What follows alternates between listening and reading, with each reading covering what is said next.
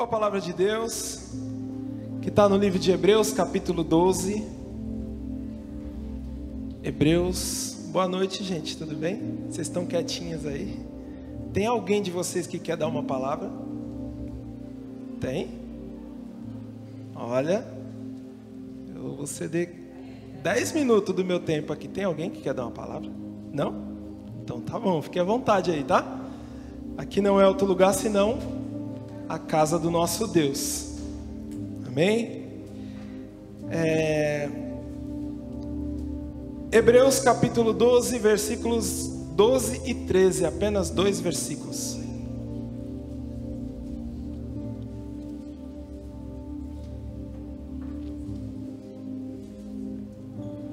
Hebreus capítulo 12, versículo 12 e 13, quem não achou, já está na tela ali. E diz assim: portanto, firmai as mãos cansadas e os joelhos vacilantes, endireitai os caminhos para os vossos pés, para que o manco não se desvie, mas pelo contrário, seja curado. Amém? Portanto, firmai as vossas mãos cansadas e os joelhos vacilantes, endireitai os caminhos para os vossos pés, para que o manco não se desvie, mas pelo contrário, seja curado. Amém, igreja?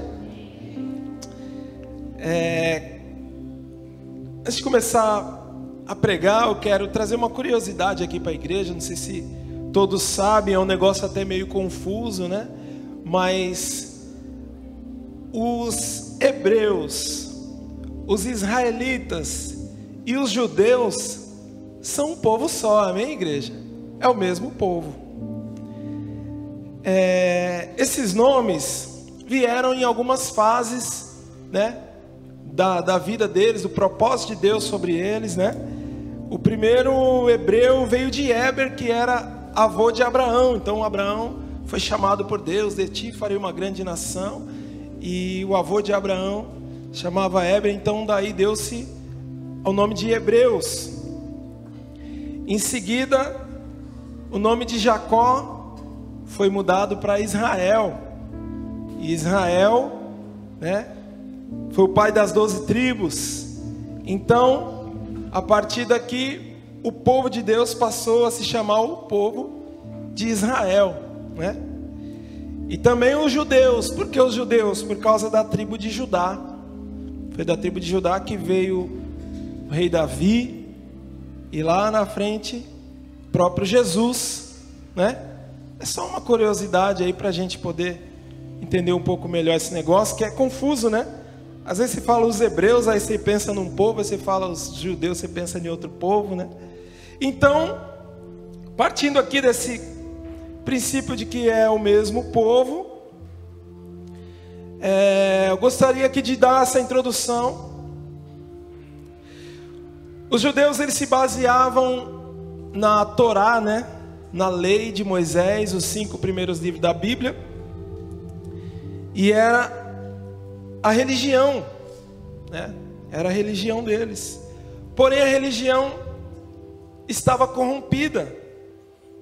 Na verdade, a religião mandava na política e se aproveitava disso. Enfim, a religião, ela era a principal força naquele tempo. E até era justo, porque foi o próprio Deus que deu a lei de Moisés para eles seguirem, né? Foi o próprio Deus quem deu esses 5 primeiros livros. Porém, a religião estava corrompida pelo pecado. Então Jesus veio e morreu na cruz para salvar o pecador, para nos reconciliar com Deus, né? Porque Deus amou o mundo de tal maneira que deu o seu Filho unigênito, para que todo aquele que nele crê não pereça, mas tenha a vida eterna. Então Jesus veio em forma de homem, e como homem foi 100% homem, não teve por usurpação ser igual a Deus, ou seja, sofreu as aflições como homem, né?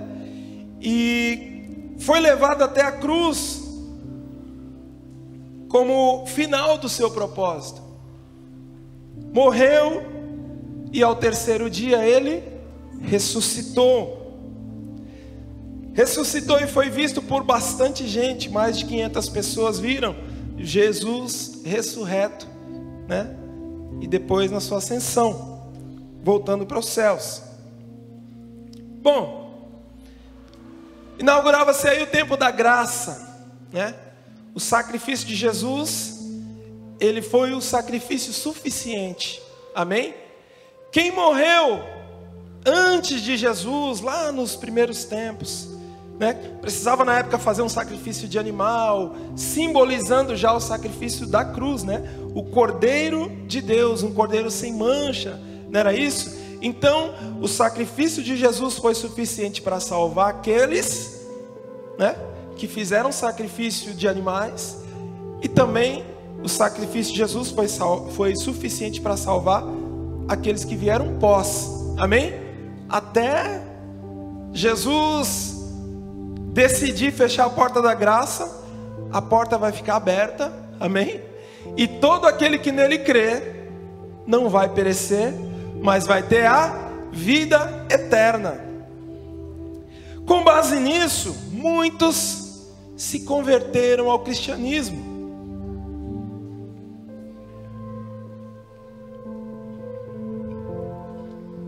Muitos passaram a seguir Jesus e a ensinar as palavras que Jesus ensinava enquanto esteve na terra. Muitos influenciaram a outros muitos, e o reino de Deus avançou de uma forma plena, de uma forma muito rápida. Muita gente se converteu ao cristianismo. Isso atrapalhou um pouquinho dos negócios dos judeus, né? Da religião, que tinha tudo na palma da mão, que mandava e desmandava, que fazia algumas maracutaias ali, enfim, pessoas que eram responsáveis pelo templo, mas já tinham profanado o templo, já estavam fazendo o que era mal aos olhos do Senhor já há muito tempo. Então, eles se sentiram ameaçados pelo cristianismo e começaram a perseguir os judeus convertidos. Os próprios judeus perseguindo os judeus que se converteram ao cristianismo. E essa perseguição consistia em quê? Em perca de emprego. Um funcionário que resolveu se converter ao cristianismo era demitido por causa disso, né? O marido abandonava a esposa, ou a esposa abandonava o marido por causa disso, por causa dele ter aceitado, iniciado ali a fé cristã, né? Muitos sofreram prisões por causa disso, açoites por causa disso. Muitos tiveram as suas vidas viradas de ponta cabeça, por mais que aquilo era maravilhoso, o que estava acontecendo era muito bom, porém, uma grande perseguição, né, da parte dos próprios judeus. Foi a primeira perseguição da igreja, né? Uma grande perseguição por aqueles que mandaram Jesus para a cruz, né? Eles primeiro tentaram contra os discípulos, mas os discípulos foram aumentando, não parou só nos 12, e muita gente passou a pregar o evangelho de Cristo, muita gente passou a falar do amor de Cristo uns aos outros, e isso incomodou demais, gerou uma perseguição muito forte contra o próprio povo judeu, os judeus que se converteram ao cristianismo. Então, o autor da carta aos Hebreus, ele resolveu escrever falando de alguns assuntos. Entre esses assuntos está um encorajamento a esse povo que está sendo perseguido agora. Por quê? Porque muitos começaram a desanimar. peraí, minha vida estava tranquila antes de aceitar Jesus, né? Minha vida estava boa antes do cristianismo. Eu estava empregado, eu tinha minha esposa, né? Eu não precisava ficar sendo preso, eu não devia nada para ninguém, eu podia sair na rua, ninguém me olhava feio. Então agora as coisas mudaram. E aí esse peso começou a tirar alguns da fé. Esse peso começou a ser demais para alguns, e eles começaram a vacilarem os seus pés. Eles começaram a desistir do evangelho. Por causa do quê? Por causa das perseguições.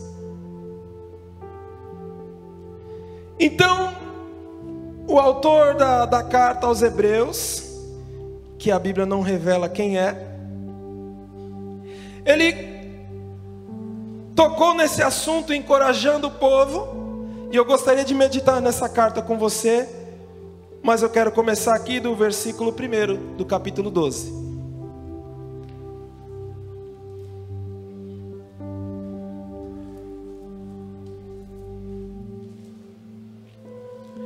E ele diz assim: portanto, também nós, rodeados de tão grande nuvem de testemunhos, depois de eliminar tudo que nos impede de prosseguir e o pecado que nos assedia, corramos com perseverança a corrida que nos está proposta.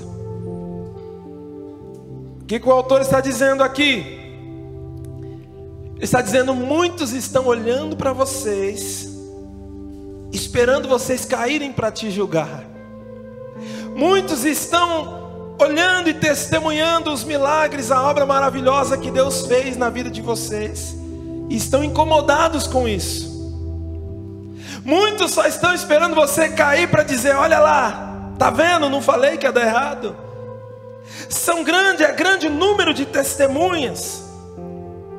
Uma vez que vocês foram libertos do pecado, agora perseverem na fé. Não tenham medo, continuem confiando em Deus, continuem acreditando em Deus, que amou o mundo de tal maneira que enviou Jesus, o seu único filho, para reconciliar vocês com Deus. Essa luta não pode parar vocês. Ei, eu encorajo vocês agora, vocês que já foram libertos do pecado, vocês que já têm agora o entendimento aberto para isso, sejam valentes. Nós precisamos cruzar a linha de chegada, meu irmão. Não basta aceitar Jesus, não basta vir para a igreja, não basta levantar a mão, não basta iniciar nesse caminho, você precisa chegar até o fim. Não basta você fazer uma simples confissão de fé, ou talvez um batismo, e depois parar no meio do caminho, porque a vitória, a coroa da vitória só é prometida para quem vai até o fim, meu irmão. Se alguém lança a mão no arado e para no meio e olha para trás, o Senhor não tem mais prazer nele. Mais do que tomar a decisão de servir a Jesus, você precisa perseverar até o fim. E ele continua dizendo no versículo 2: fixando os olhos em Jesus, o autor e consumador da nossa fé, o qual por causa da alegria que lhe estava proposta, suportou a cruz, não fazendo caso da vergonha que sofreu, e está assentado à direita do trono de Deus.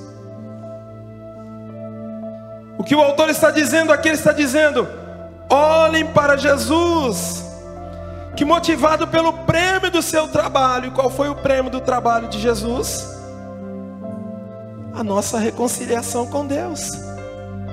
A conquista maravilhosa de Jesus foi nos reconciliar com Deus. Nós tínhamos uma dívida a pagar, e essa dívida não estava no nosso alcance pagar. Então Deus, em sua infinita bondade e misericórdia, Ele pagou a dívida para si próprio através do seu Filho. único e unigênito. Imagina que o seu João te deve uma fortuna em dinheiro. Você sabe que o seu João não tem como pagar. Então você pega, deu um dinheiro ao seu filho, um dinheiro que você mesmo colocou na poupança para ele. E aí você conversa com seu filho, o seu filho vai lá e paga a dívida que era do seu João. Estou fazendo um exemplo bem grosseiro para você entender um pouquinho do que é a graça. Foi mais ou menos isso. Deus, Ele aceitou a dívida paga das mãos de Jesus. E Jesus, Ele foi até o fim motivado por esta razão.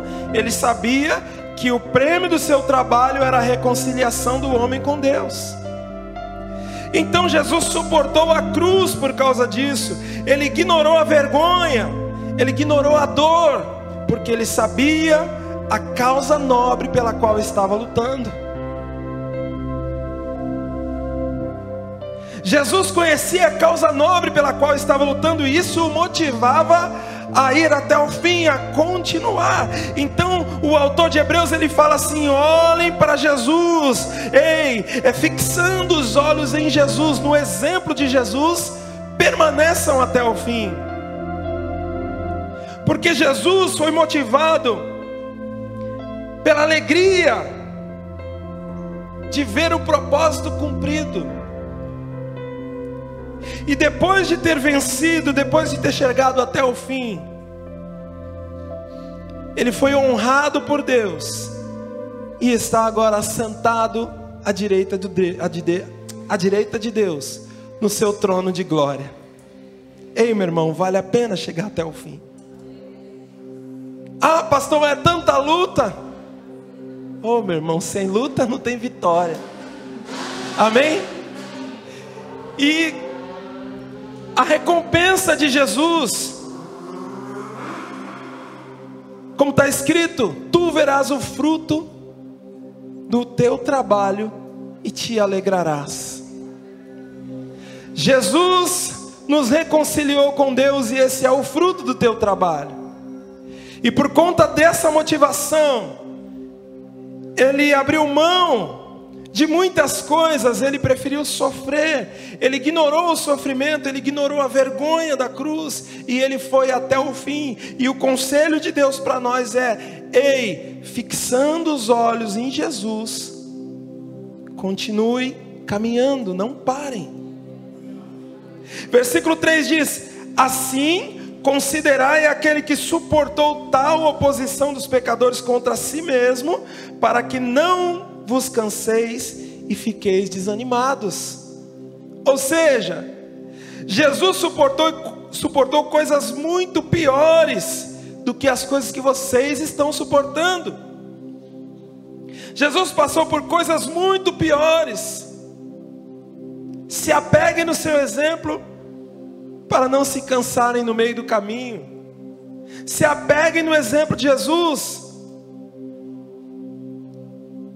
e acabem e percorram até o fim o propósito que foi confiado nas tuas mãos. Oh, pastor, mas é tanta luta. Você fala assim porque você não sabe, pastor. Será que esses nossos irmãos estavam sofrendo menos? Será que esses nossos irmãos estavam passando por coisas tranquilas, boas? Imagine você perder o emprego simplesmente por ter aceitado Jesus e decidido servir a Jesus na sua vida. Nós não sabemos, aqui no Brasil, nós não sabemos o que é ser perseguido por causa do amor de Cristo. E qual é a consequência disso? Essa é a consequência. Metade da igreja não veio hoje. Metade das cadeiras da igreja está vazia. Meu irmão, tudo que é de graça, a gente desperdiça. É lamentável. Acho que foi a Sheila que mandou um vídeo essa semana no grupo. Eu vi, mas eu não vou lembrar a história exata. Eu sei que um pregador aproveitava a situação de morte de alguém ou de cemitério para poder pregar a palavra. E a perseguição é tanta que ele tirava páginas da Bíblia e distribuía aos irmãos, porque era mais fácil de esconder. E quando se reuniam e queria ler tal versículo que estava em tal página, ele dizia, e a pessoa levantava a página e falava: está comigo, e lia Isaías, e lia a palavra, a página da Bíblia. Então alguém pegou ele e o prendeu e o condenou à morte. Não sei por que razão, mas ele sobreviveu àquilo. Mas o sofrimento daquele homem era tão grande que um homem se compadeceu dele. Alguém, né, que talvez poderia ser até um brasileiro, não sei, se compadeceu dele e falou assim para ele assim: olha, eu estou orando por você, viu? E aí aquele homem olhou para aquele rapaz, que eu quero colocar um brasileiro na história. E ele olhou para o brasileiro e falou assim: me diz uma coisa, meu querido brasileiro, é verdade que vocês têm liberdade de cultuar a Deus lá no Brasil, e mesmo assim vocês não cultuam? E o brasileiro disse: é verdade que vocês têm uma estrutura muito boa, muito agradável, aconchegante, com microfone, com ventilação, sabe? É verdade que vocês têm cadeiras, telões, é verdade. Vocês têm tudo isso lá no Brasil e preferem ficar em casa assistindo televisão? E o brasileiro disse: é verdade. É verdade que vocês têm acesso à Bíblia inteira sem precisar esconder. É verdade que alguns de vocês têm mais de 4, 5 Bíblias em casa e ainda tem um aplicativo baixado no celular, e mesmo assim vocês não lê. É verdade isso? E o brasileiro se entristeceu e disse: é verdade. Então aquele homem olhou para a cara do brasileiro e disse: eu estou orando por você. Como quem diz: eu não preciso de oração, a minha parte eu estou fazendo. Ainda que sofrendo, ainda que embaixo de luta, meu irmão, persevere, continue. Diga o fraco: eu sou forte. Se te mostrares frouxo na hora da angústia, da tribulação, a tua força será pequena. Nós estamos vivendo um tempo de apostasia. Muitos estão abandonando a fé cristã por causa dos prazeres dessa vida. Muitos estão abandonando a igreja por causa das adversidades, por causa das tribulações, por causa do não. Na igreja tudo é não. Não posso fumar, não posso beber, não posso me prostituir, não posso roubar, não posso fazer nada. Ei, meu irmão, o não de Deus te liberta, mas o sim do diabo, ele te escraviza. O sim do diabo te coloca algemas. O sim do diabo te destrói. Vai lá, pode fumar, pode beber, pode se drogar, pode se prostituir, pode trair, pode fazer o que você quiser. Mas no final, a morte está esperando.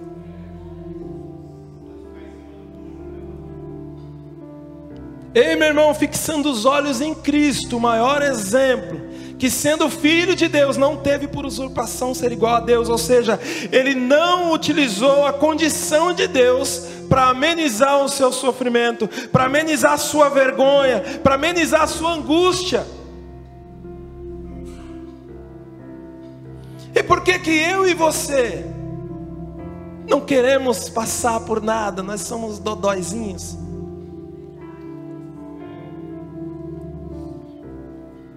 Qualquer coisa é motivo para você se afastar. Nós tivemos uma oração aqui pela manhã. Quem sabe que está tendo oração todos os domingos aqui? Tem um grupo para cada domingo. Nesse grupo tem mais de 10 pessoas. Estou chutando 10, mas tem mais. Eu gostaria de fazer uma pergunta para você. Não precisa responder para mim. Por que você não vem? Provavelmente está tudo bem na sua vida, né? Porque quando as coisas estão mal, nós nos achegamos a Deus. E às vezes Deus permite algumas situações acontecerem na nossa vida para nos colocar no eixo, né? É isso que o autor desse livro, dessa carta vai iniciar aqui, ó. Versículo 4: no combate contra o pecado ainda não haveis resistido a ponto de derramar sangue. Ou seja, o que está ruim pode ficar pior. Pare de reclamar, porque o que está ruim pode ficar pior. Meu irmão, me lembrei de uma palavra do apóstolo Paulo, que orando a Deus, para que Deus o livrasse de um espinho na carne, a resposta de Deus para o apóstolo Paulo foi: a minha graça te basta. E o que a minha graça te basta quer dizer? A minha graça te basta quer dizer, olha ao seu redor, cara, o tanto de benefícios que eu tenho te dado, e você só está olhando para o espinho na sua carne. E querido, quis desistir do caminho do Senhor, desistir do Evangelho por causa do espinho. Você sabia que só 1% de água potável no mundo, só tem 1% de água potável no mundo? E eu tenho acesso a essa água potável? Dá uma olhada aqui.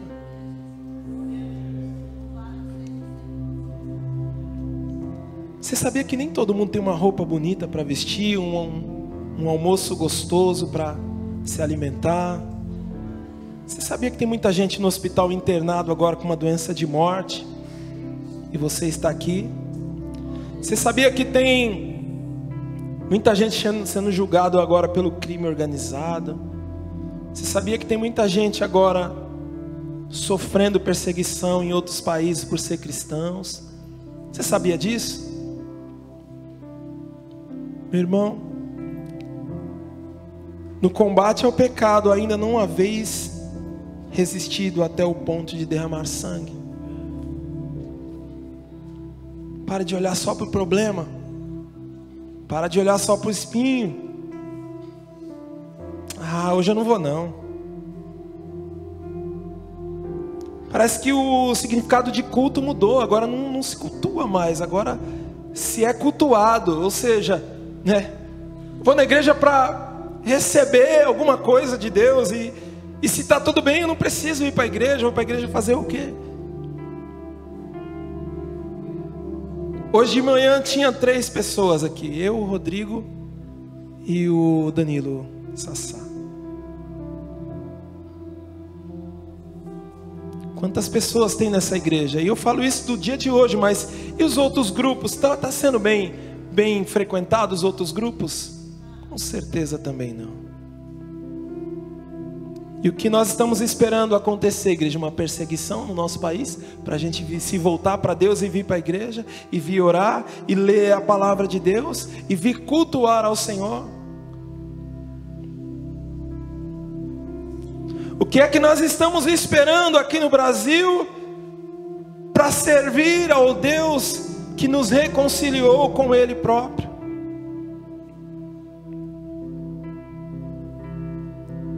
Versículo 5 diz: já vos esquecestes do ânimo de que Ele vos fala como filhos? Ou seja, vocês estão esquecendo de um detalhe, e esse detalhe é muito importante. Ele já não trata mais vocês como estranhos, como criaturas, mas Ele já trata vocês como filhos. Vocês estão esquecendo disso? Filho meu, não despreza a disciplina do Senhor, e nem fique desanimado quando por Ele és repreendido. Eu quero dizer para você que alguns sofrimentos que passamos nesta vida são para nos amoldar à forma de Cristo. Algumas situações que nós vivemos nesta vida são disciplina de Deus para nós. Como filhos precisamos ser disciplinados, e alguns sofrimentos que passamos servem para consertar alguns desvios de caráter, serve para nos amoldar.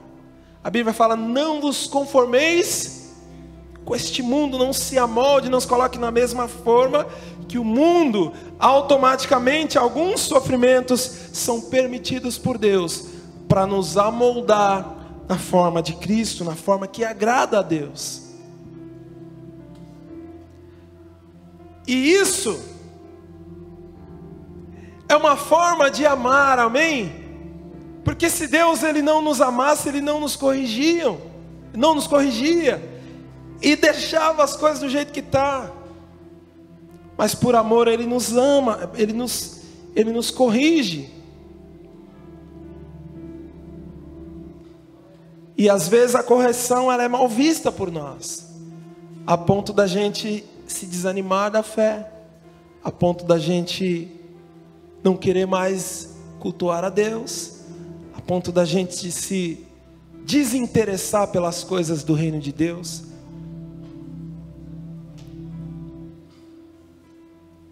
Só que o apóstolo,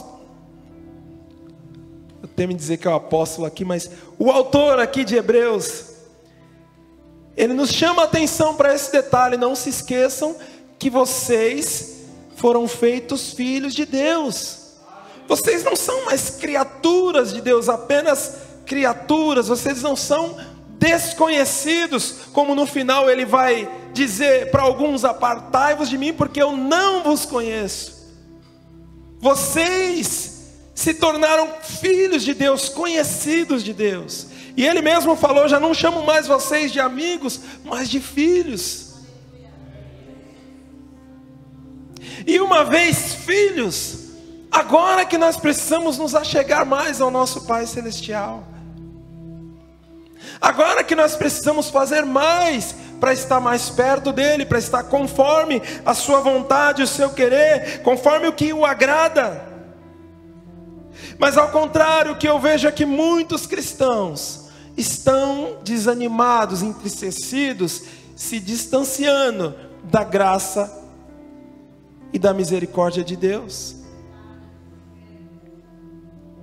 Versículo 6 diz: pois o Senhor disciplina quem ama e pune a todo o que recebe como filho. Ou seja, o pai corrige o filho que ama. E se ele está agindo assim com você, é porque você é filho, meu irmão. Ei! Se as coisas estão difíceis aí, isso mostra que você é filho. Ele quer o seu bem, Ele quer te amoldar da forma certa, porque a porta é estreita. E se a porta é estreita, meu irmão, vai precisar ser moldado por Ele para poder passar pela porta. Espaçoso é o caminho que conduz à perdição. Para esse você não precisa ser amoldado. Mas para passar no caminho estreito, na porta estreita, você precisa ser moldado. O pai corrige o filho que ama. Meu irmão, e as adversidades, os problemas, as situações da vida não podem nos desanimar. Ao contrário, elas precisam nos motivar. E se está difícil conseguir motivação, fixem os olhos em Jesus, que não precisava passar por tudo aquilo, mas passou por causa de algo maior, que foi nos reconciliar com Deus.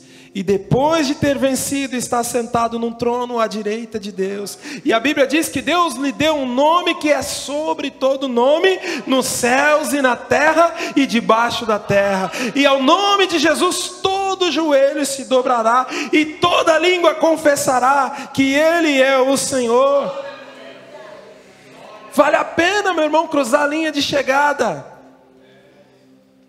porque lá na frente Ele vai te coroar. Lá na frente vai haver um galardão.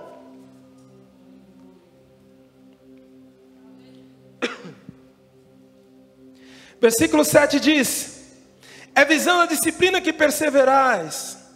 Deus vos trata como filhos. Pois qual é o filho a quem o pai não disciplina? Ou seja, se permitam ser educados por Deus. Ele está fazendo o que qualquer pai amoroso faria. Os nossos pais têm um papel fundamental nas nossas vidas, é assim ou não é?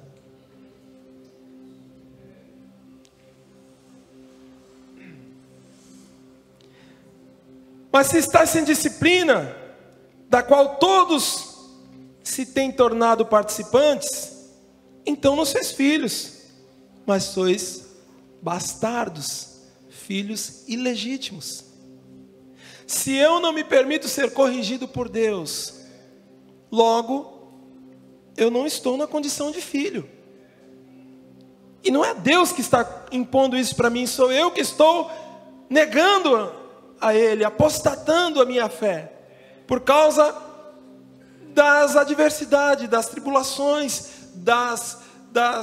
dos meus desvios de caráter, de conduta. Portanto, o autor está dizendo, se permitam ser educados por Deus, se permitam ser moldados por Deus. Alguns sofrimentos vêm na nossa vida para nos amadurecer, para nos tornar resilientes, para nos tornar mais fortes. E é por isso que ele nos encoraja, ei, sejam fortes, continuem, levanta.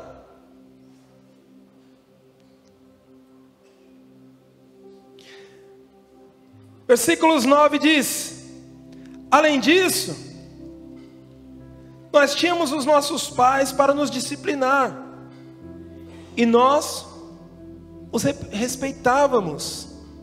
Logo, não nos sujeitaríamos muito mais ao Pai dos Espíritos, e assim viveremos? Pois eles nos disciplinaram durante pouco tempo, como bem lhes parecia. Mas Deus nos disciplina para o nosso bem, para sermos participantes da sua santidade. O que ele está dizendo aqui, igreja? Os nossos pais aqui na terra, eles nos corrigiam simplesmente para que a gente nos tornassem bons cidadãos aqui na terra. É isso ou não é? Ô meu filho, estuda. Ô meu filho, sai das más companhias. Ô meu filho, fez errado, vai apanhar, está de castigo. É isso ou não é? Né? Chegava com a nota vermelha em casa, tomava um cascudo, né? Para que isso? Né? É que meu pai me prometia uma bicicleta se eu passasse de ano. E teve um ano que eu repeti, daí perdi a bicicleta, foi o castigo, né? Fiquei sem bicicleta, foi o castigo, foi a forma dele me educar. E para que isso? Para que hoje eu me tornasse um bom cidadão, um trabalhador, honesto, pai de família, um bom pai, não é isso? E Deus, para que Ele nos disciplina? Ele nos disciplina para que nós possamos nos tornar cidadãos do céu. Aleluias. Por um pouco de tempo vossos pais vos disciplinaram, mas agora Deus está disciplinando vocês, não por um pouco de tempo, mas para uma eternidade, para que vocês tenham acesso livre a Deus, para que vocês possam passar pela porta estreita e chegar no final, aleluia, ser coroado e ser transformado com um corpo de glória, um corpo glorificado. Ei, meu irmão, vai valer muito a pena morar no céu, ter um corpo incorruptível. O que é isso, pastor? É não sentir mais dor, é não sentir mais fome, é não sentir tristeza, é não sentir remorso, é não sentir um monte de coisas ruins que nós sentimos dia após dia, sentimentos ruins. Porque um corpo glorificado, meu irmão, um corpo semelhante ao corpo de Cristo, e é isso que Ele tem para nós. E como filhos, Ele está nos disciplinando. Por quê? Porque Ele nos ama. Eu preciso aceitar a disciplina de Deus. Eu preciso enxergar as adversidades. Eu preciso enxergar alguns problemas, algumas dificuldades da vida, como Deus me moldando, forjando o meu caráter, para que eu chegue até Ele aprovado. Porque haverá um momento, igreja, em que todos vão se deparar no tribunal de Deus. Alguns vão ficar para o lado esquerdo e outros para o lado direito. Os que estiverem do lado esquerdo, ele vai dizer: apartai-vos de mim, porque eu não vos conheço. E por que que Deus não vai conhecer aqueles? Porque não se deixaram moldar, não se deixaram disciplinar, não se deixaram educar. O próprio Deus, Ele está educando, Ele está dando uma chance, uma oportunidade. Por quê? Porque Ele ama. E o pai corrige o filho que ama. Por quê? Porque o pai quer ver o filho bem sucedido na terra, ser um bom cidadão na terra. Ei, Deus está te moldando para ser um cidadão do céu.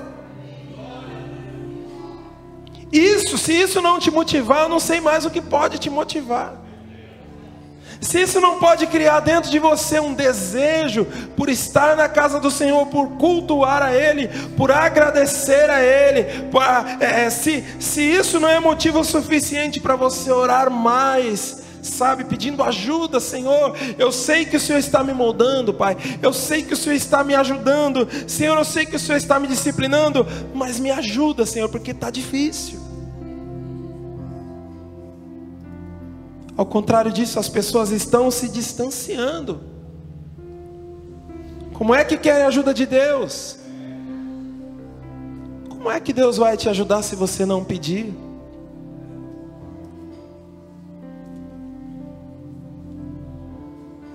Se o seu filho estiver precisando de algo, mas não te falar nada, você tem aí alguma coisa que adivinha em você aí para poder ajudar o seu filho? Não. Automaticamente seu filho vai ficar sem a ajuda que ele tanto precisa. Às vezes o pai tendo como ajudar, às vezes o pai tendo como ajudar, não ajuda porque não sabe o que o filho precisa. Eu quero dizer para você que Deus, Ele sabe o que você precisa, mas Ele não vai dar enquanto você não pedir. E está escrito: pede e dá-se-vos-á. Batei e abre-se-vos-á. Ah, mas eu não quero bater não. Faz biquinho para Deus. Por que faz biquinho para Deus? Porque Deus está te moldando, porque Deus está te disciplinando, porque Deus está te tornando um cidadão apto para morar no céu. É por isso que você está brabinho com Deus. É por isso que você não está vindo para a casa do Senhor cultuar a Deus. É por isso que tem tantos bancos vazios. O que está acontecendo com a igreja do Senhor? Como é que está o coração de Deus nesse momento? Em relação a mim, em relação à sua vida?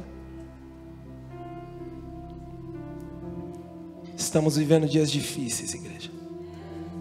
Muitos estão apostatando, muitos estão abandonando a fé. E pior, muitos estão pregando o contrário, de tanta raiva que ficaram. O tempo que eu fiquei na igreja aconteceu tanta coisa, agora também não vou mais servir a esse Deus não, e também vou falar mal ainda desse Deus, vou falar mal do povo de Deus, vou falar mal. Tem ou não tem gente assim, igreja? Porque rejeitaram o cuidado do próprio Deus sobre a sua vida.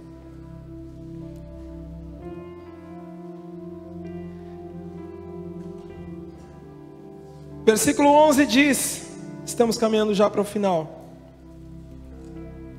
nenhuma disciplina parece no momento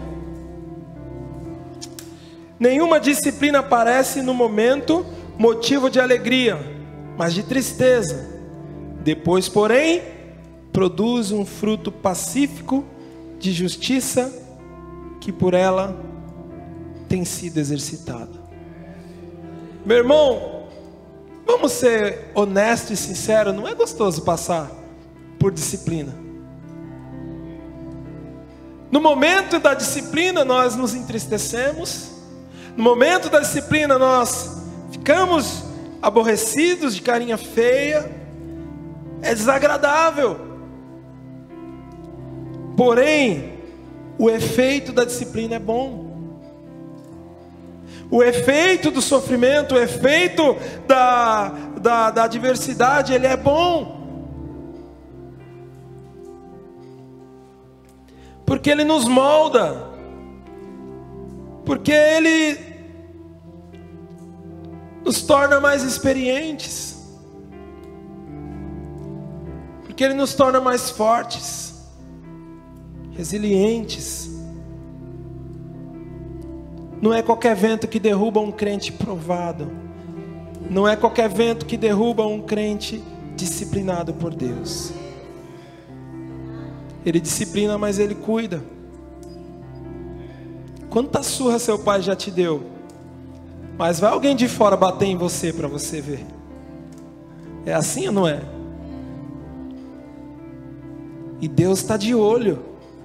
Ai daquele que tocar em um dos meus pequeninos. E ele vem, ele cuida, ele vem, ele dá uma palmadinha de vez em quando, né? Um cascudinho, mas vai outro. Ei, você não é mais estranho, você não é criatura apenas, você é filho. Aleluias. Você é filho. E como filho, você precisa de disciplina. Você precisa de cuidados. Se permitam, igreja, ser cuidado, ser educado por Deus. Ah, pastor, mas é tão ruim ser corrigido? Claro que é. É tão ruim sofrer, é tão ruim passar por dificuldades, por problemas, por situações. É difícil. Não é gostoso. Mas o efeito disso é você ser moldado para se tornar um cidadão do céu. Aleluia.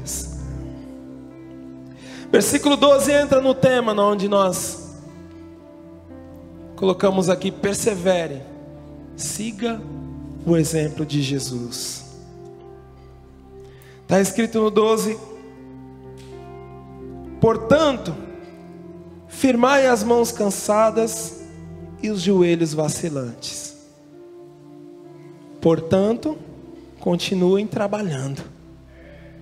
Continue plantando, amém?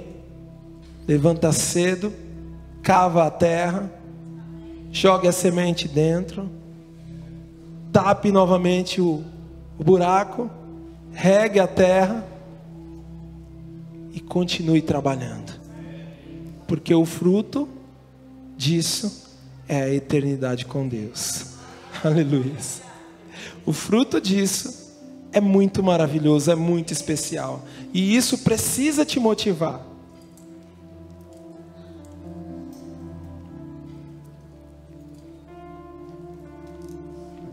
Portanto, firmai as mãos cansadas e os joelhos vacilantes.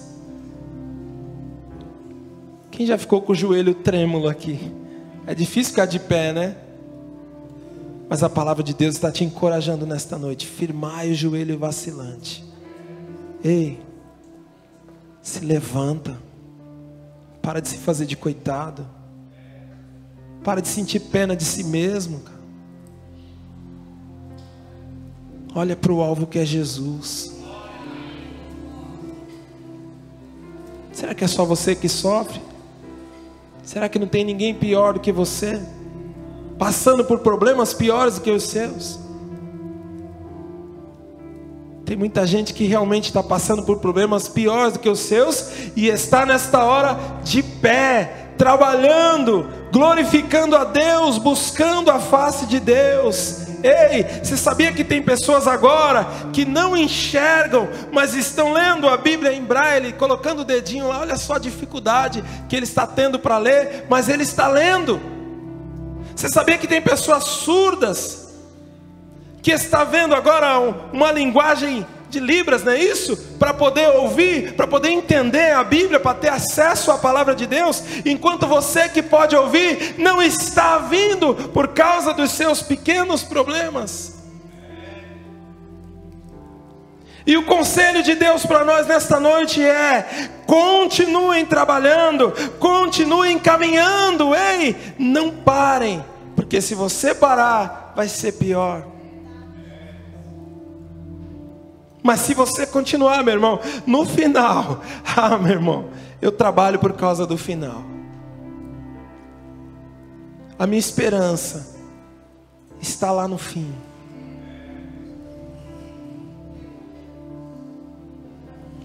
Como diz um louvor, primeiro eu quero ver meu Salvador. Eu não vejo a hora, meu irmão, de chegar no céu e contemplar a face do meu Salvador. Chegar no céu e ouvir: vinde bendito de meu Pai, para o gozo eterno do seu Senhor. Eu não vejo a hora de participar da mesa com meu Salvador, de cear com Ele. Eu não vejo a hora de morar num lugar de glória e contemplar a glória de Deus. Eu não vejo a hora, meu irmão, de cultuar junto com os anjos, arcanjos, serafins. Eu não vejo a hora, meu irmão, de andar nas ruas de ouro e de cristal, na Nova Jerusalém.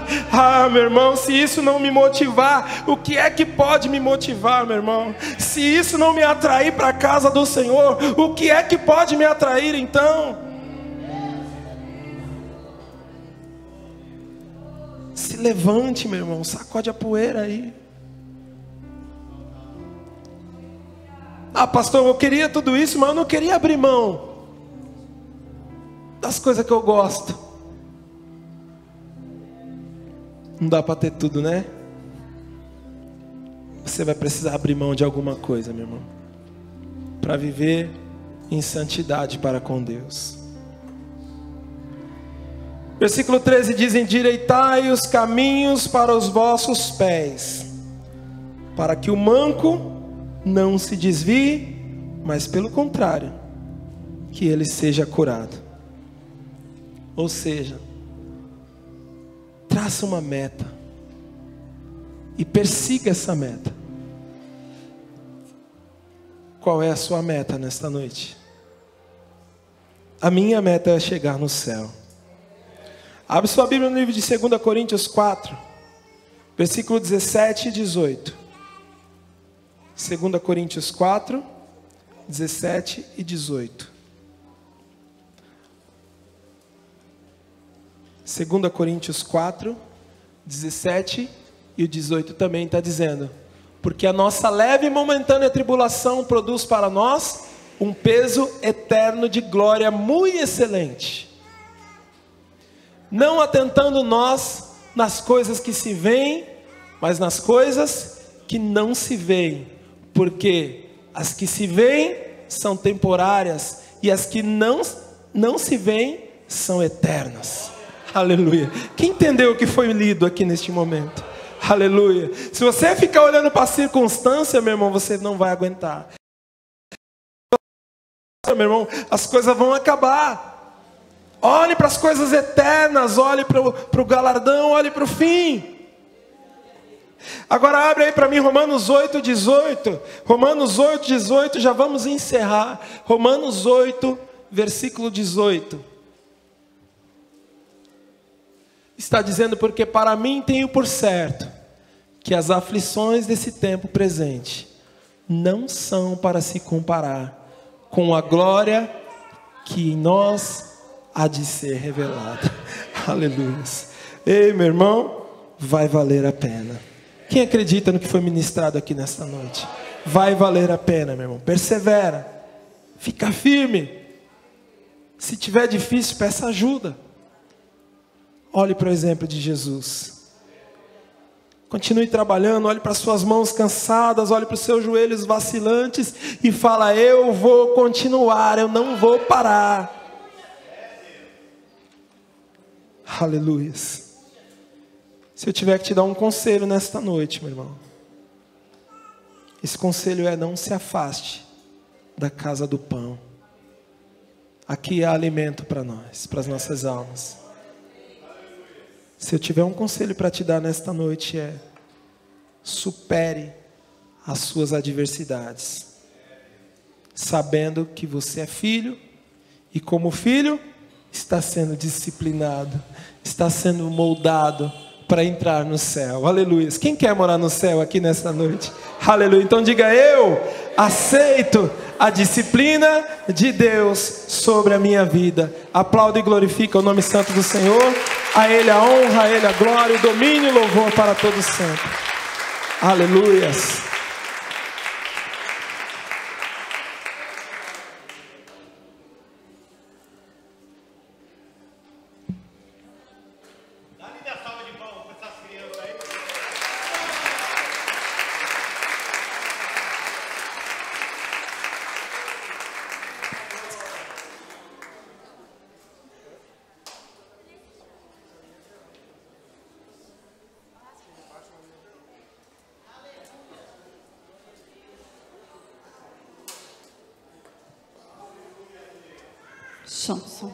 Paz do Senhor, igreja.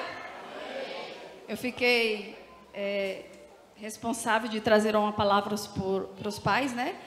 Qual o pai que está aqui essa noite? Fique de pé, em nome de Jesus. Os pais. Quer vir aqui para frente, pais? Por favor, papais, aqui, ó. Tem umas cadeiras vazias aqui, as mães vão filmar, vai ser uma emoção muito grande, né? Que é sempre assim. Quando o pai recebe a homenagem, a mãe também recebe, e assim vamos, né? Do Luca? Tá?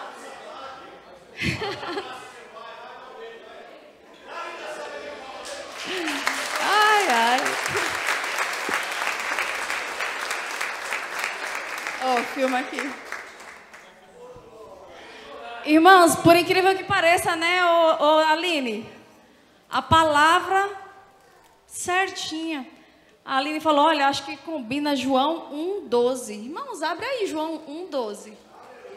E eu falei assim, cara, Deus é bom demais, né? Porque aqui, qual é a recompensa para um pai? É obediência, né? A gente não quer dar de tudo para os nossos filhos. O pai não quer dar tudo, fazer aquele esforço de fazer tudo o que tem que fazer, dar tudo o que tem que dar para o filho. E o filho, no mínimo, ele tem que obedecer, né? É isso que a gente espera. No mínimo, obedecer às ordens, obedecer todos os processos que tem. E é difícil, irmão. Lá em casa tem a luta de... Vem com Josué lutar em Jericó. Só o sangue de Jesus. Tem dia que a gente tem que pedir um pouco que Deus põe bastante Espírito Santo, que senão o negócio desembola, desce da ladeira. Mas é só com o Espírito Santo para nos moldar. E aí João 1,12 fala assim, mas a todos que creram nele e o aceitaram, ele deu o direito de se tornarem filhos de Deus. Estes não nasceram segundo a ordem natural, nem como resultado da paixão ou da vontade humana, mas nasceram de Deus. Então, nem todos podem dizer que é filho de Deus. Por quê? Tem que aceitar Cristo, né? Então, no mundo aí todo mundo fala, não, todos nós somos filhos de Deus. Mas se não tiver Cristo no coração, primeiramente, você só foi uma criatura do Senhor. Ou você só é uma criatura do Senhor, uma criação. Mas para ser chamado filhos de Deus, tem que aceitar a Jesus, né? E as crianças vão cantar sobre esse tema, obedecer. Então os irmãos fiquem atentos aí, que é muito bonito. A gente dá vontade de chorar toda vez, né? Então, as crianças vão louvar, amém?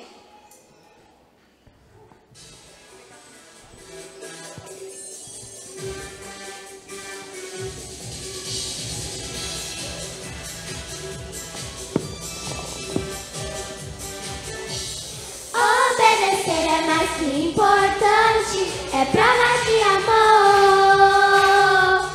Com alegria eu vou obedecer ao Senhor. Obedecer é mais que importante, é prova de amor. Com alegria eu vou obedecer ao Senhor. Jesus falou que se eu sou amigo dele, eu vou obedecer.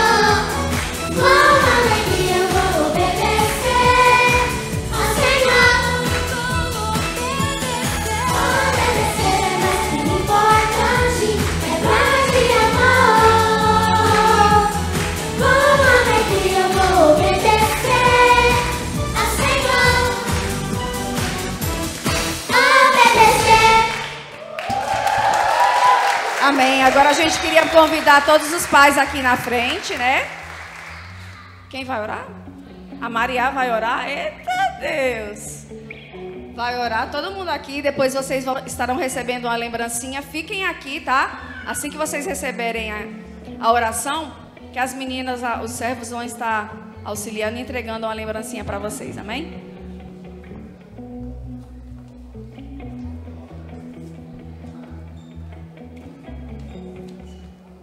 E depois também nós preparamos lá um espacinho para você tirar a foto com seus filhos. Passa lá igual no Dia das Mães. Os pais tirem uma fotinha ali. Todo ano precisa de uma foto para fazer homenagem, né? Então já aproveita hoje. Lá está decorado, lá tem um espaço bonitinho. Já fica lá, tira a foto com os filhos, amém? Deus, nós te louvamos, nós te agradecemos. Nós queremos a tua presença neste lugar. Abençoe a cada pai que esteja aqui, Pai. Que o Senhor continue abençoando a vida deles. Que a cada dia o Senhor esteja com eles. Pai, que nenhum mal venha cair sobre eles. Que eles sejam pais abençoados. Que o Senhor abençoe, Pai. Que nós te louvamos. E que o Senhor capacite eles a cada dia. Em nome de Jesus, amém. Amém. Só uma palavrinha, né? Não deixando também aqui de desconsiderar muitas mães que são pais também, né? Vamos dizer assim, que criam seus filhos sozinhos e que o Senhor possa fortalecer até a vinda dele, tá, irmãs? Então, que Deus abençoe também você que luta aí sozinha com seus filhos, que tem uma jornada como mãe e como pai. Amém, né?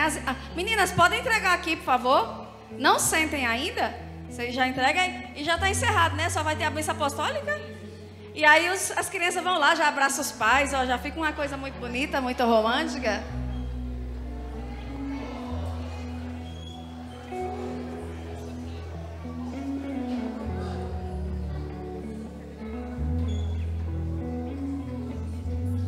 Pastora Marta, então, dá a bênção apostólica.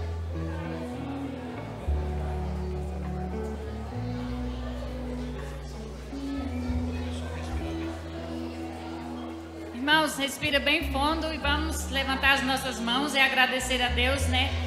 Que a graça de nosso Senhor e Salvador Jesus Cristo, que o amor de Deus, que a comunhão do Espírito Santo, Senhor, venha em cada vida, em cada coração, em cada pai, em cada mãe, em cada irmão que aqui entrou nessa noite, Senhor. Que o Senhor dê uma boa semana, Pai. Dê uma semana excelente para cada um, Senhor. É o que eu te peço e já te agradeço no nome de Jesus. E muito obrigada, Pai, por esta noite, Senhor Deus, que o Senhor nos deu. E pela semana que o Senhor nos dá de bênção para todo sempre. Amém.